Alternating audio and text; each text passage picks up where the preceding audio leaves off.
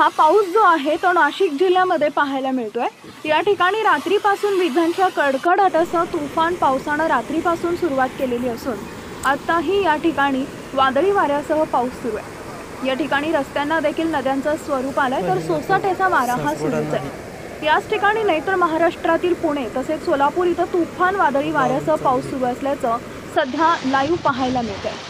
हलक्या व मध्यम पावसाचं स्वरूप हे संपूर्ण राज्यातील अनेक शहरांमध्ये पाहायला मिळते। अशातच नाशिक जिल्ह्यामध्ये या भयंकर अवकाळी पावसामुळे मोठ्या प्रमाणात शेती पिकांचं नुकसान तसेच काही ठिकाणी छोटे नदी नाले हे ओसंडून वाहताना आपल्याला दिसून येतात। तुफान पावसानं हजेरी लावल्यामुळे शेतकरी वर्ग हा सध्या खूप जास्त चिंतेत पाहायला मिळतोय।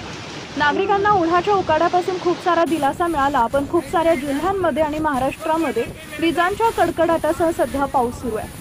त्यामुळे शेतकऱ्यांचं खूप सारं नुकसानही होत आहे। तसेच पुढील 2 ते 4 दिवस महाराष्ट्रातील अनेक जिल्ह्यांमध्ये हा पावसाचा जोर सुरूच राहणार आहे।